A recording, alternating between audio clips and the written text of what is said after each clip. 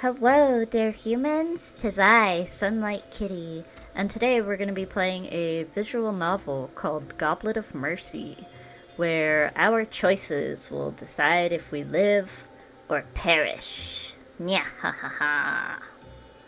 Okay, well, let's get started. October 31st. So what's your costume? I mean, besides a clown. Oh, brutal. Already. If she seemed a little testy, it was because Judy was not a fan of clowns. Oh, I guess we get to decide if we're Pierrette the Clown or Pierrot the Clown. I think we'll be Pierrette the Clown. What is your name? My name is Alias. I'm Pierrette. So you're a French clown? I'm a sad clown. It's a thing. I had to think about it for a moment. It's probably also French. Uh-huh. It came up in a search for easy DIY last-minute Halloween costumes, okay? All I had to do was buy the face paint and make the pom-poms out of yarn. And sew the costume. It was not nearly as easy as advertised. Don't judge me. Not all of us are super talented cosplayers. Fine, fine. You're laughing at me. See if I come along again. I know you don't mean that. Fine, she knew me too well. I didn't mean it. The Halloween ball at the local library was the big fundraising event of the year. Cheap used books with library markings placed strategically between Halloween decorations. What's not to love? That sounds like heaven. Halloween and, library books. Oh my gosh. You could have asked me for help, but you procrastinated, didn't you? She had me there, so naturally I changed the subject. So what are you? Nurse Ratched? I'm a bloodthirsty and tyrannical monarch. For a moment, I questioned my eyes. Judy, that's a nurse costume. Sure is. Is there anything scarier than a trusted authority figure gone wrong? It's almost worse than if a friend betrays you, isn't it? Never thought about it, I guess. The event was vintage themed this year, which was another reason I decided on the clown costume. Someone had really gone all out. The library was decked out in handmade,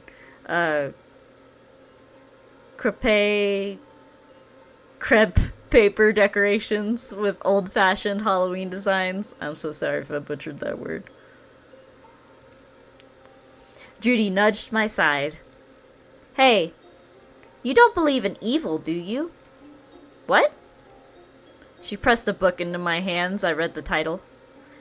Grandoy's Evil, an Occult Perspective. Judy, are you alright? It's a serious question, Alias. Do you believe in evil? Not really sure. I have no idea. We're gonna go with I have no idea. I have no idea. You should think about it sometime. What if you ever faced true evil? What's gotten into you? Hey, it's Halloween. I'm just giving you a hard time. Have I scared you yet? Judy could be, what was the word? Intense? You are scary. Intensely scary. Happy now? Yep, my life is complete. The Halloween ball featured some old-timey Halloween tunes. I couldn't foxtrot to save my life, so I made like a wallflower. Judy went to dance and mingle, and I found myself alone. Although that wasn't a hardship as far as I was concerned, I decided to skim the book she'd given me. I knew it was her idea of a joke, or I thought it was, but for 35 cents, an absolute steal in 2023, I could be the proud owner of Grandiose Evil, an occult perspective. That is a cheap book. Hypnotized, I flipped through page after page. How had anyone ever decided, yes, let's kill some trees for this? I glanced at the publication date. Of course, the 1960s. While the book featured some wild speculations about historical figures like Countess Elizabeth Bathory, it was one paragraph in the back of the book that really caught my eye. One woman became so obsessed with control over every aspect of life, so in love with her vision and ideals, that she crafted an entire world through thought alone. What you readin'? Wasn't this your assignment? Why, Alias, I'm a nurse, not a teacher. Come along. Judy led me through a hall, past a display of used true crime stories, and into the woods behind the library. Where are we going? Don't you trust me? Is that a cue for my famous last words? She paused and turned to me, her expression mock serious. Why? What would yours be? You're hilarious. I like it. I bet I'll go down in history. Alias's famous last words were, "You're hilarious." This time I thought I saw something like sadness in her eyes. Here, I have something for you. She held out what looked like a metal tag dangling from the end of a blue ribbon. I know it doesn't look like much, but I made it for you. She trailed off, clearly embarrassed. I love you too. Is something wrong, Judy? I'll be lucky if I don't lose it, but thanks. I think we'll ask her if something's wrong. We clearly noticed that she was feeling a little down, so let's ask her if something is wrong. Is something wrong, Judy? What do you mean? I mean, why get me this? Why out here? Oh, you know, I was feeling shy. Funny, I'd never known Judy to be shy before. Duck your head. I'll put it on you. She draped the ribbon around my neck. Wow, it's pretty. You really made this? I'm sorry, Alias. For what? Darkness shuddered over my world, and I stumbled. Numbness stole over me, freezing my limbs. Little shocks traveled up and down my nerves, and distorted shadows swam over my vision. I don't know how much time passed, but the next thing I knew, I was on my back, staring up at the ceiling, my head spinning. The air felt heavier somehow, less dry than I was used to. The sensation reminded me of stepping off a plane into a different climate. Why was I staring at the ceiling? Wasn't I outside a minute ago? Had I passed out or something? Where was Judy? Why was it so dark? Is this the only one you have for me? Something tugged at a pom-pom on my front. Pure white fear lanced through me, but I couldn't move to knock the hand away. I struggled to speak, to demand, to know what was going on, but my voice stopped in my throat. What is this? It's her costume, Your Majesty. We were at a masquerade ball. It's as you wanted. She doesn't have a lot of strong ties. Two voices. One was definitely Judy's. Judy's voice came from my left, but I couldn't turn my head to see her. I struggled. After a moment, I managed to lift my chin, but that was the best I could do. She will suit the purpose, I suppose. One mortal is the same as any other, as far as the goddess is concerned. Then you are pleased? Patience, Felicia. Should I be delighted when I know not what I have to work with? My apologies, Your Majesty. I'd never heard Judy sound so formal and stilted. Even knowing the voice was hers, I struggled to reconcile it with the Judy I knew. What was she afraid of? What was going on? Footsteps. Was that Judy? I couldn't see her. Where was she going? Fabric whispered. Something cold touched my skin where the ribbon still wrapped around my neck. Then the ribbon was lifted over my head, the band rasping against my jaw. The tingling got worse, morphing into a hot prickling as if all my limbs had fallen asleep and were only now waking up. A mattress pressed against my back. Funny how a moment before I hadn't felt it at all. Hello? Somebody was there, or so I had assumed. Had I imagined the touch? I rubbed my neck and confirmed that Judy's gift was gone. I sat up. An icy chill kissed my face. Was this room unheated? I touched my forehead, checking for a fever. Had that conversation been real or some kind of auditory hallucination? Part of a fever dream? My skin was cold to the touch, and I noticed my nose and ears were chilled. What was going on with Judy anyway? I must have passed out, that was it. Except nothing felt right. I wasn't in a hospital. There were always lights on in a hospital. Had I been kidnapped? By Judy of all people? But why? Slowly I got to my feet and felt around. My fingers struck something hard and ice cold. A metal bar? I gripped it and felt down its pebbly surface. The side of my hand struck another bar, this one running perpendicular to the first. Was I in a cage? My heart thudded painfully in my chest. Disbelief blanketed my mind, protecting me for the moment from total panic.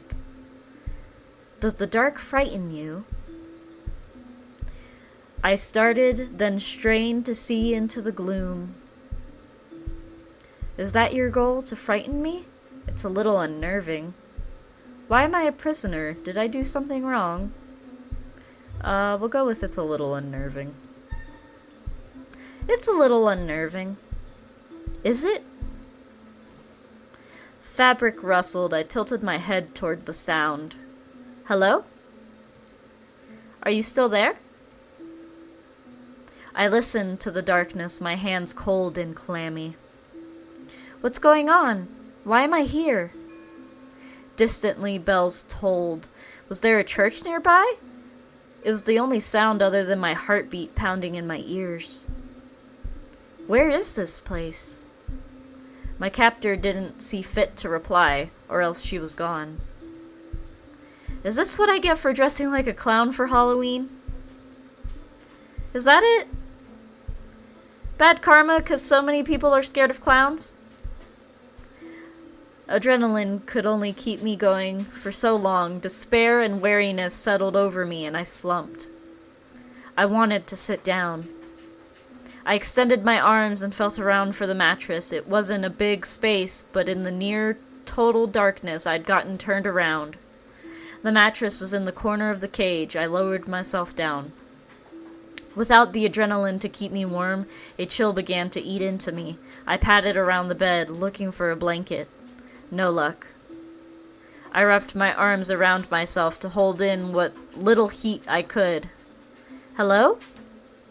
I shivered and rubbed my arms for warmth. My palms chafed against goose flesh. Is someone there? A soft wind whispered outside some distant window. Fortunately, I didn't feel any draft. If it were windy in here, the cold might go from uncomfortable to possibly dangerous. Every bit of luck counted, right? Were there no windows in this room? I got the sense of impenetrable stone walls, although I wasn't sure why, since I couldn't see. There was something dank and cellar-like about the room. Maybe that was why I thought this place was made out of stone. Breathing in through my nose, I detected it then. A muddy scent, like old wet plaster. Was I underground? Or was my location both cold and humid at the same time? I don't know how long I sat there, trying to squeeze the tiniest bits of information from my available senses. In the end, I was no more enlightened than when I began. Had Judy betrayed me? Given me over to some cult? A cult that worshipped some goddess and where the higher-ups went by Your Majesty? None of it made sense. Why would Judy betray me? Who did she work for? A queen? I didn't think there were many of those these days. Maybe the title was figurative, or somebody's idea of a joke. Had I been kidnapped by a prom queen? I pictured it for a moment, but couldn't manage so much as a smile in response to the mental image. My cage was too solid and the room too dark. Nothing was going to lighten the mood. A bruised weariness lay heavy where my heart should be. When I finally fell asleep, I dozed, fading in and out of consciousness. My dreams were not kind. Day 1. It was the sound of a match that woke me. I lurched upright and blinked sleep rapidly from my eyes. My head throbbed, a warning, promising a future headache. A table on the other side of the cage spread out before me in easy reach, its surface lit by a single candle. The scent of a fresh-baked bread lifted into the air, and I drank in the sight of it. Was that a bowl of fresh-picked pomegranate? Ma'am, this is a little awkward. I'm allergic to pomegranate. I can't have that. I appreciate the sentiment, but I can't have that. My mouth watered and my stomach yawned, empty. When was the last time I'd eaten? A soft laugh rose and fell. You must be hungry. A woman seated herself behind the table, illuminated by warm candlelight, but there was nothing warm about her. When I speak to you, you may address me. I was starving, and having a bite to eat might fend off my incoming headache. Still, her words felt like a trap. I am hungry, say nothing, you didn't actually ask me a question. We'll be safe and say nothing? I decided to say nothing. After all, she hadn't actually asked me a question. Ah, I see. You must be encouraged. Over the coming days, we will get to know each other. There is something to which I must attend, but tomorrow we shall commence our relationship in earnest. She stood. What do you want from me? All in due time, my sweet. She reached out and pinched out the light, throwing the room once more into darkness. I listened for the swish of fabric, but if her dress made any noise, I didn't pick up on it. Hello? Dread, acute and painful, tightened my chest. Suddenly, the darkness was too much. I was too alone. Are you still there? Reaching through the bars with one hand, I touched the smooth, polished edge of the table. I ran my hand over the cold surface, moving slowly so I didn't knock the goblet over, wherever it was. The table was empty. Not so much as a crumb remained. Had I imagined the loaf of bread? The fruit? Was I still dreaming? I rubbed my face, pinched my cheek. Was the pain duller than it should be? Or were my senses numb, for some other reason? What if there was something wrong with my face? Panicked, I lightly smacked my cheeks. No, my face was fine. Everything was where it was supposed to be. Nothing's wrong, I told myself. You'll figure it out. It will be fine. I was imagining things. Being left alone in the dark could do that to a person. Alias? Judy's voice. I relaxed and my heart lightened. She hadn't abandoned me. Maybe she could explain what was going on in a way that would make sense. Maybe I was in a hospital, in a coma or something, and she had come to visit me. Judy? The lights cast a strange blue light onto the room. She lit the candle on the table. That's not my name. What did she mean by that? Was this the time for confessions? I pressed my hands into my forehead and breathed. It's okay. Don't panic. I ducked my head so I could see her better through the bars. Then what is your name? I was born Felicia Nesta Melia. Okay, Felicia. What on earth is going on? That's just it. You're not on Earth anymore. I took a moment to parse that. Really? Was she really going with the portal fantasy as her final answer? You know, I never pictured you as a cult member. When do I get to see the tinfoil hat? Are you dense or just that much in denial? You speak English. American English. Just like I do. If we weren't on Earth, we'd be speaking Klingon or something, obviously. You're such a nerd. I don't know much. I'm not allowed to. So I'll tell you what I know.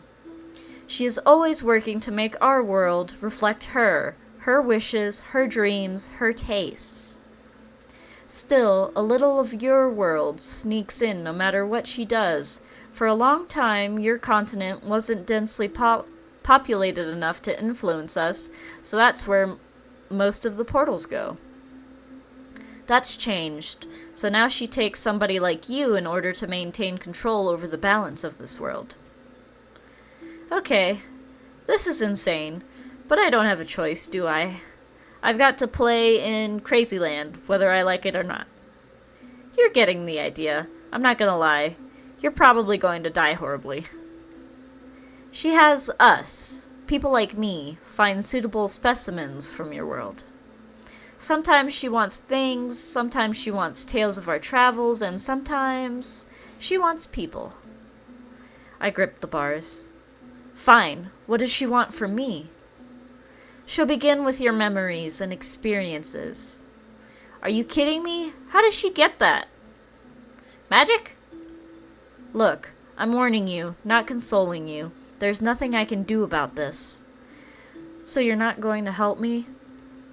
I physically can't help you. If I break my oath to the Empress, I will die. What do you mean you'll die? The power of the oath, we call them demons' bargains, will kill me if I break my word. This is nuts. You're nuts. You're wasting time on denial. You should make the most of it and ask me questions. She'll be back in a few hours, and she can't know I was ever here.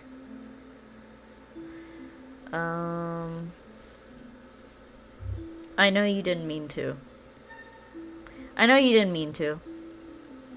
Look, I don't deserve your forgiveness. But thanks. You still might get out of this alive. Or if not alive, not dead. What's that supposed to mean? Be clever, but don't insult her. Agree with her. Entertain her. Entertain her? Wait, is this my fault because I picked the clown costume? I'm glad you feel like joking. I sure don't. Why did you pick me? I thought she'd find you interesting. When I do well, I get to live longer. I'm glad I've helped increase your lifespan. I'm sorry. I should go. Am I going to see you again? I shouldn't have even risked this. But I felt bad. Don't go, please. You get one more question, then I've got to get away while I can. What does she respect? I feel like would be a smart question. Will I ever see the sun again? Are we the only ones here? What does she respect? I needed to think about strategy. What does she respect? Nobody and nothing. She's the best thing in the whole world, and it would be wise for you to remember that. So, flattery. Maybe, but you'd be walking a fine line. A hand seemed to grip my insides, and my voice might have come out a little squeaky when I spoke again. So where am I? In a dungeon somewhere? No, you're in the palace for now. But no one else is allowed in these rooms. She doesn't want her courtiers to know about the other world. Her right-hand man knows, of course, but... Her voice cut off oddly. Let me guess. You're not allowed to talk about that either, are you? She put out the candle and whirled, her silk dress whispering against the stone floor. She was leaving? The breath froze in my throat. Felicia? Aren't you going to say goodbye? I hit the bars of my cage. Ow. Shaking out my hand, I strained to see into the darkness. Felicia? God, she didn't even say goodbye. I ignored the dampness that burned my eyes. Felicia, Judy? This was worse than I thought, and I still wasn't sure what to believe. Was this some crazy cult, complete with the end times and aliens? Not an end times cult. Please, anything but an end times cult. The darkness swallowed up my light words and smothered them. I didn't even get the mercy of cheering myself up. I felt the bars pressing for weakness in the welding. Maybe I'd get lucky and the maker of my cage would turn out to have been a complete beginner. When nothing gave, I felt for loose nuts or bolts, if only I could see what I was doing. I forced myself to be calm, to be thorough, and I inspected every inch. It was well made, there was no denying that. I gave the bars a good shake, but they didn't even rattle. A lock. I thought back to that strange woman's clothes and to Felicia's words.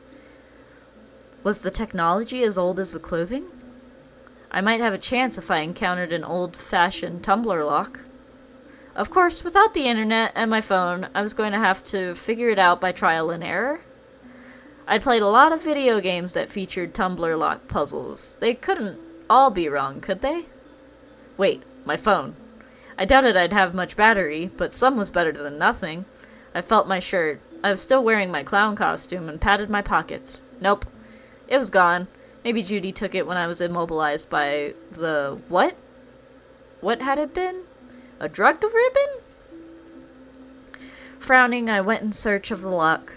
I found the part of the cage that compromised the door. My searching hands found a huge metal plate attached to it. When I tapped the plate, something reverberated on the other side. Was that the lock? Was I willing to bet that I couldn't reach it? Hours later, I huddled on my bare mattress, cold and clammy, and defeated. No matter what I did, I couldn't get my arm around the big metal faceplate. It was too big. The lock was out of reach, and because I couldn't see anything, I couldn't figure out a better plan of attack. I stared into the darkness for a long time. Was it day? Night? I had no idea. The bells tolled again, but the number of rings didn't seem to reflect hours of the day, so that was no hope. I wasn't tired. For a while I tossed and turned on the mattress, alternating between wire-tight tension and listless despair. The hunger gnawed at me, and I pressed my hands into my stomach. Pressure helped a little. How long had it been? A day? 2? My lips were dry and cracked. When I licked them, I tasted a hint of salt and iron. I felt it when she entered the room. She didn't make noise, but her presence was heavy and cloying like a dark incense. The fine hairs rose on the back of my neck and scalp. My heart thudded painfully in my chest. She lit a match, and I grimaced. The sweet, warm fragrance of fresh-baked bread rose into the air, and my stomach clenched. I rose slowly into a seated position, not daring to want the meal before me, because I knew I would be denied. I pressed my lips together, flattening the rough, cracked skin. Do you know what I am? That she wasn't just part of some crazy cult, but actually thought of herself more than human, hadn't crossed my mind.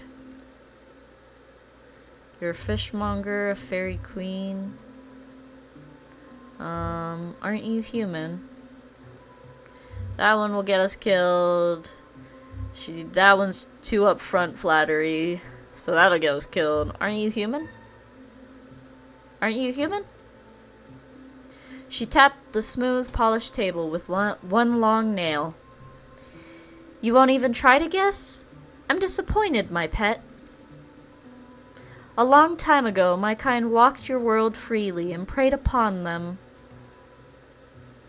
Preyed upon them? Like your stories of the vampire, we drink blood. Or rather, we drink life. Blood is only a convenient conduit for life. Oh, so we're dealing with the supernatural, not aliens or cults at all. No, Alias, don't go there. She only believes she is a vampire. Judy's so-called inability to break her oath sounded like a deal with the devil. Or maybe stories of the fair folk, but what this lady now described sounds more like Dracula. So what did that make me? Wait, was I unknowingly interviewing for the part of Renfield? I didn't want the job. Honest. Why are you telling me this? I want to get to know you, Alias. I want to understand what you can do for me. After all, I need you, though it pains me to admit it.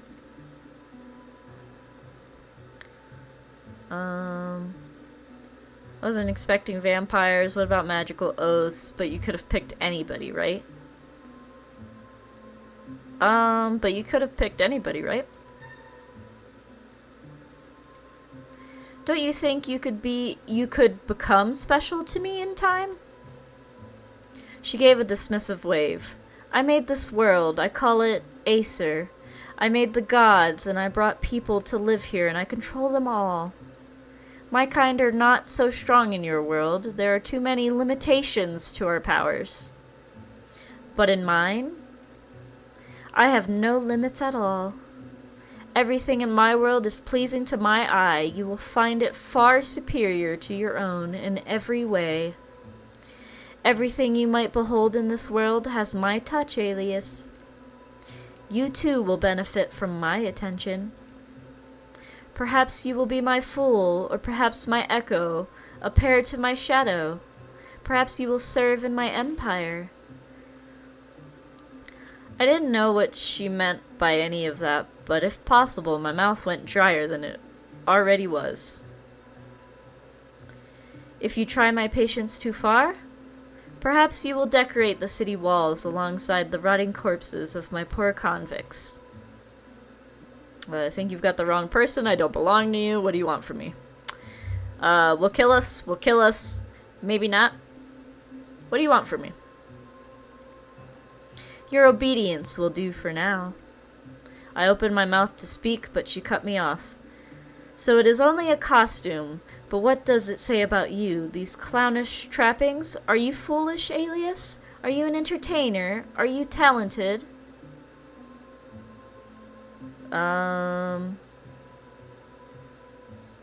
Well, I wouldn't say I'm talented, but sure, I'm a musician. I'm not talented at anything. I wouldn't say I'm talented, but... Well, I wouldn't say talented, but I've got a skill or two. What do you do? I didn't know what it was, but her interest in me made me want to disappear into the floor. My voice went a little high and squeaky. It's not that special, really. Was that a good response or a bad response? And why did I feel like I'd said the wrong thing?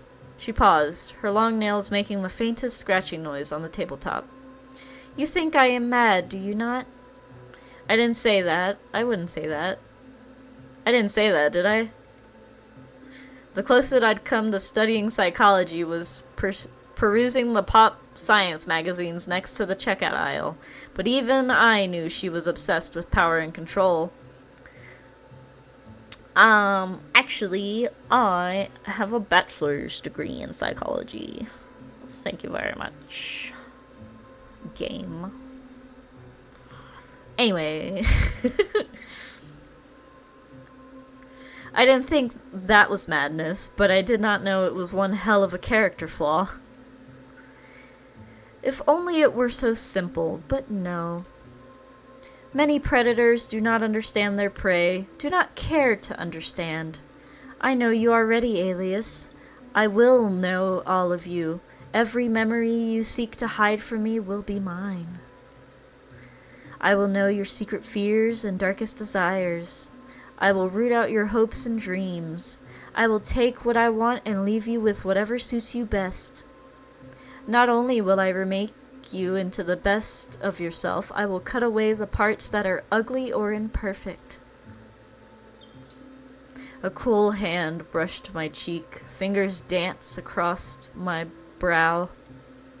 I jerked away as if it stung. I hadn't seen her, hadn't heard her move. A chill stole over me, and it had nothing to do with her icy fingers. I was getting an inkling that her idea of imperfect might not be the same as mine.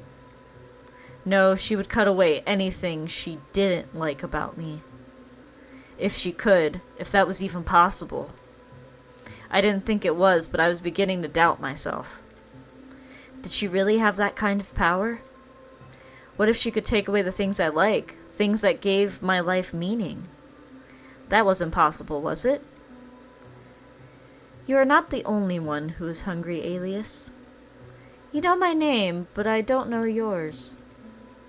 She appeared to consider. You may call me Mara for now. Isn't that intimate? You should thank me for this privilege. I grit my teeth at the thought. You are angry. You do not know yourself. Not yet. I will teach you. Then her words caught up with me. She was hungry. She was a vampire. Or thought she was. What did that mean for me? What are you going to do to me? It is only the matter of one question, my pet. Do I require that you feel my teeth, or do I grant you mercy? You are not the kind of person that appreciates mercy, are you? What? She rose and opened the door to my cage. I backed up, hitting the bars behind me, but then she was on me, pinning me with startling ease. Well, this sounds hot, actually. Ma'am, I didn't know we were being so forward. Ma'am. One hand gripped my shoulder. She was so strong, stronger than any human. I pried at her hand. No, enough of that.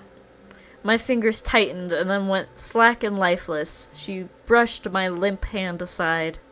She tilted my head to the side and I could do nothing about it. Then her lips brushed my throat and I could feel her spreading smile. Long, strong fingers cradled the back of my head. 2 sharp points pressed to my throat and my pulse leaped. Fangs pinned me in place, then broke the flesh. Sharp pain lanced through me, radiating from my neck. Oh, God. She didn't draw or suck at the wound, but let the blood flow across her tongue. Nauseated, I swayed, but she held me still in her impossibly strong grasp. My body flushed with heat.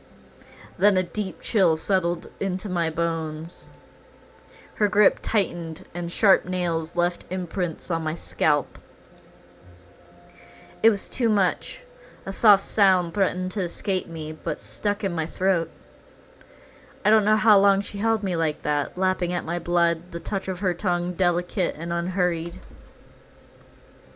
When she let me go, I fell in a heap. The back of my head bounced against the back of the cage, and I winced.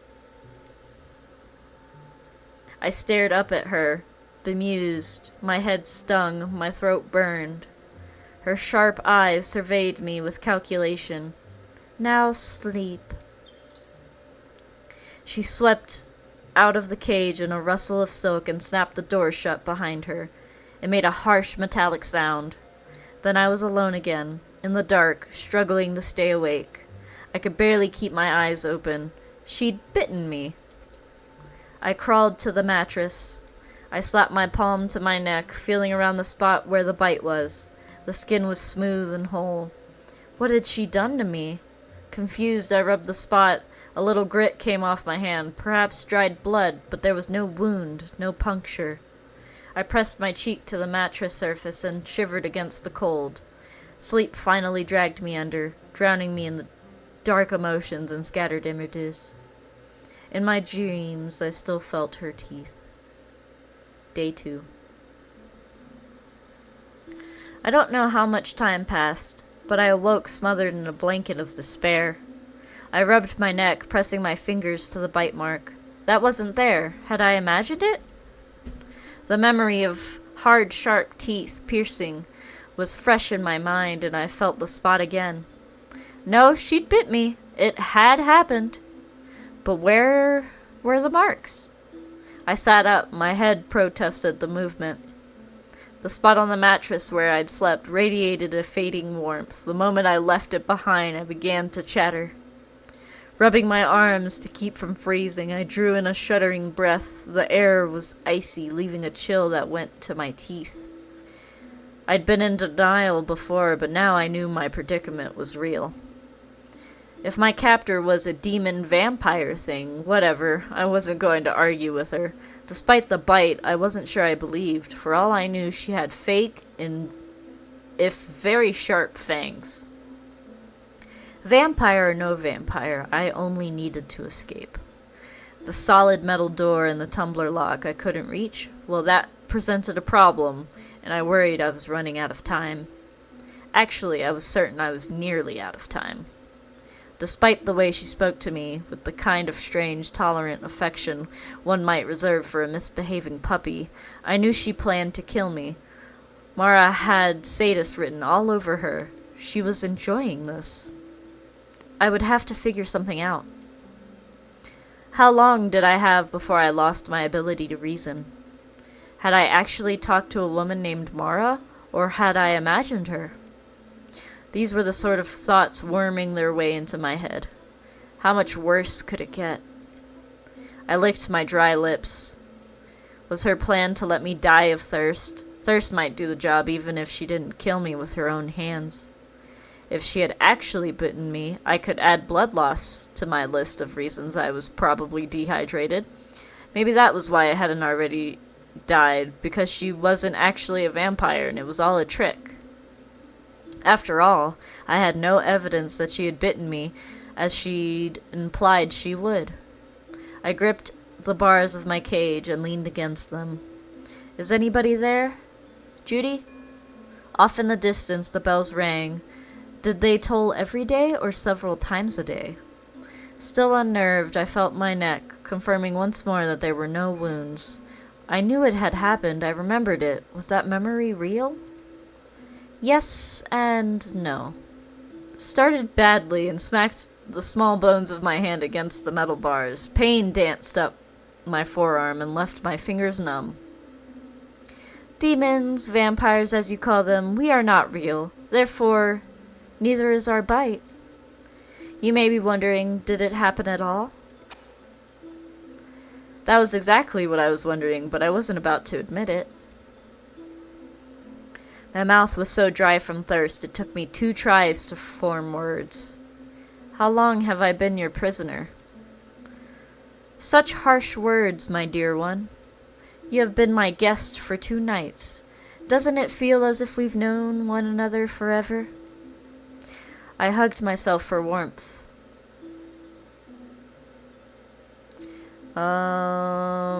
She already answered that, maybe.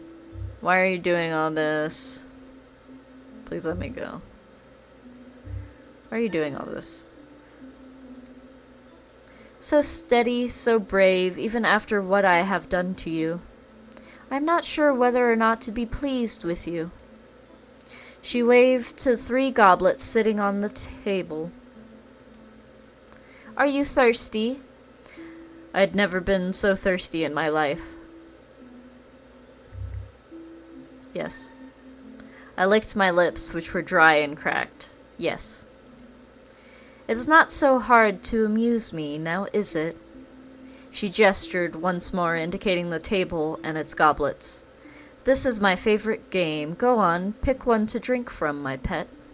My mouth was parched. I wasn't sure I'd say no to water that had come from a puddle on the street at this point. Oh, this one might be death. Wait, why are these two covered? Oh, it's because of my bars. I'm just gonna save real quick.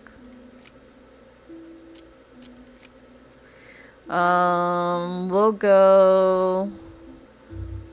right. No, left.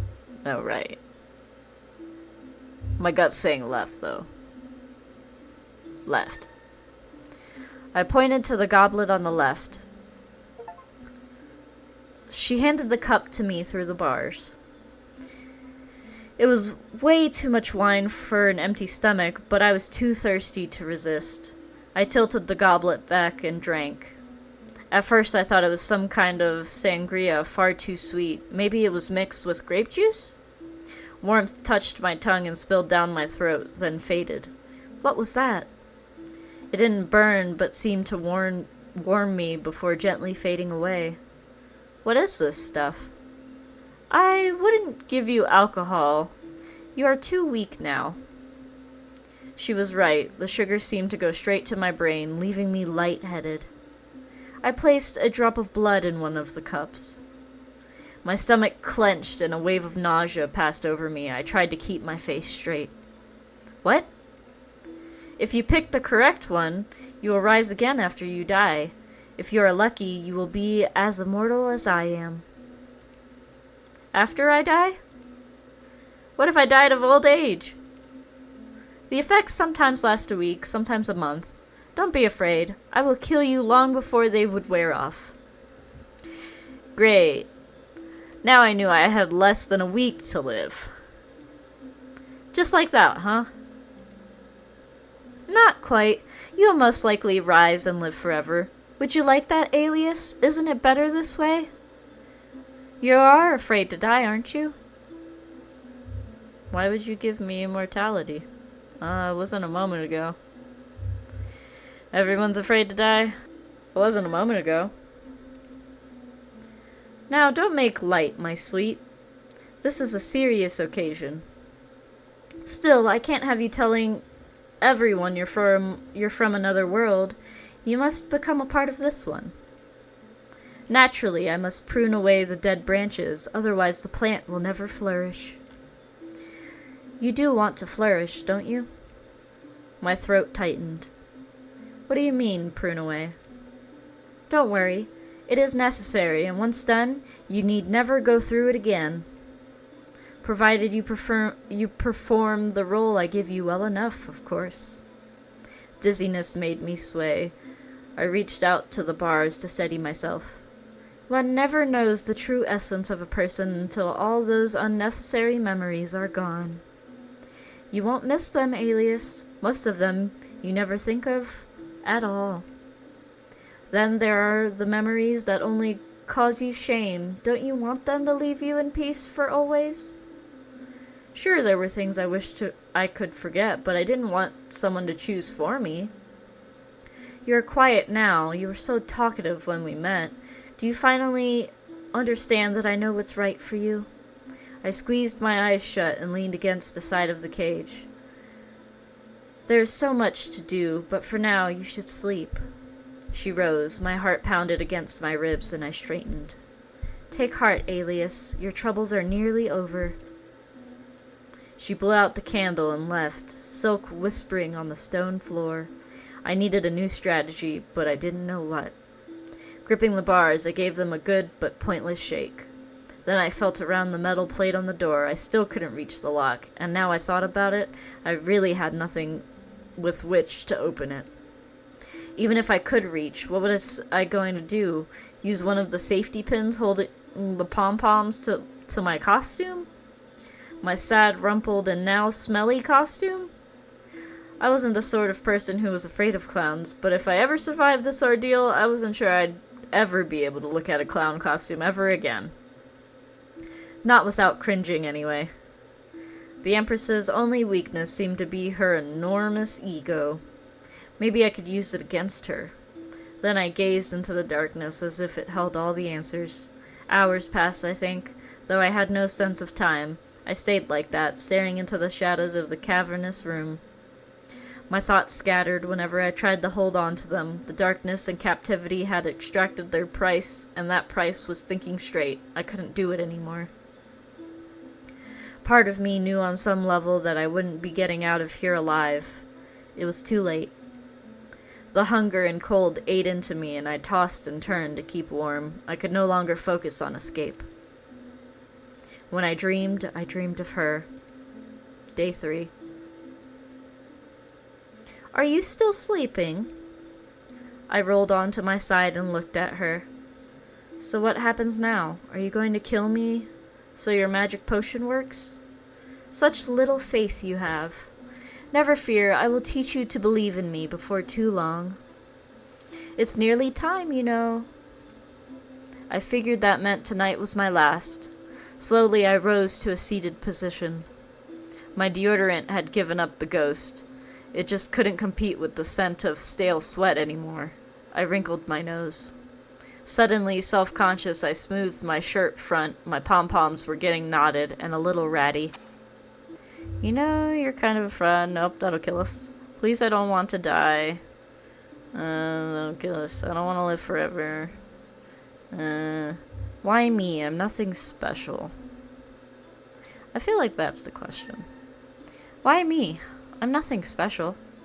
Don't despair. Only thank your good fortune that you caught my eye. Now, my sweet. All good things must come to an end. Your new life is about to begin, and I have chosen you. Be grateful. You owe me much. I could have treated you like a common criminal. After all, you are not so worthy as you think you are. I was beginning to regret telling her that I was talented. The idea seemed to bring out the worst in her, not that there was much to her good side. She set a knife onto the table. I've already spent so much of my valuable time, all to make something of you. I only want you to become your best self. What is that for? Did you make this world so you could hide? Well, that's a bald-faced lie, but you have nothing inside. What's that for?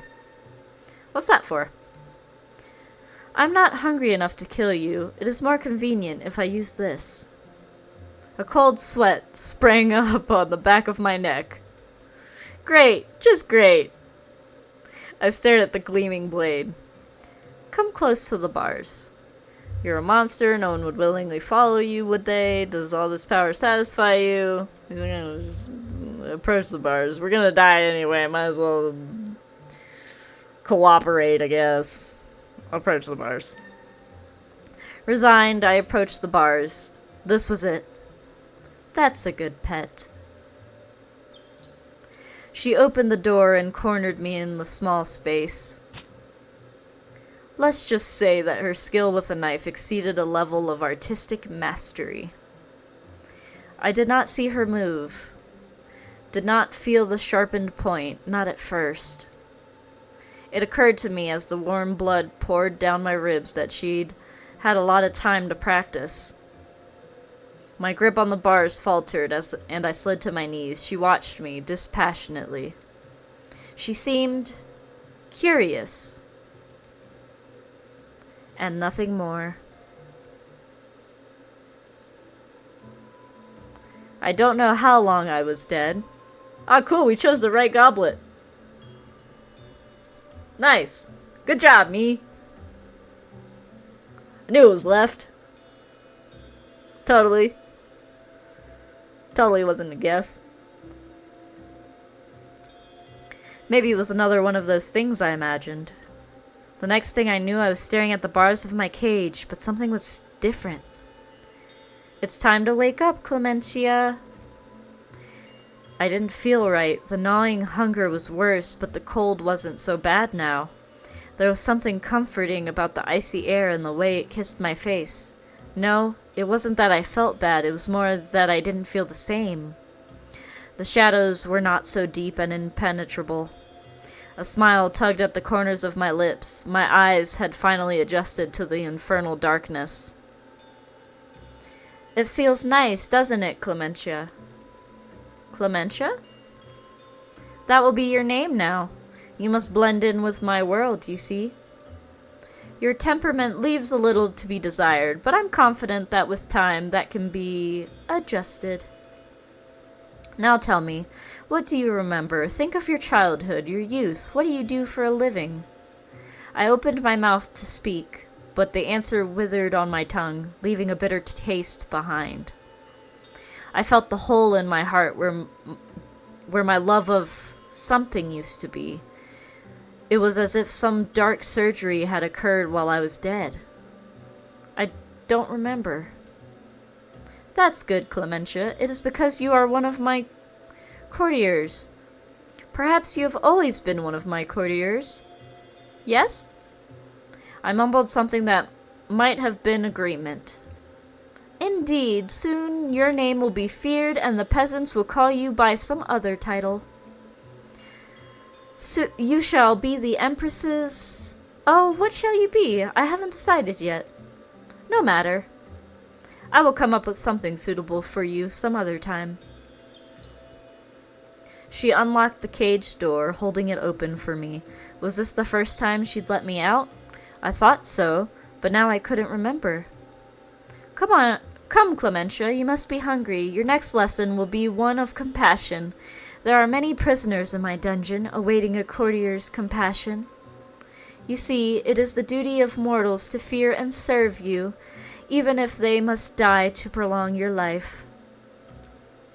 I pressed my hands to my face and leaned forward.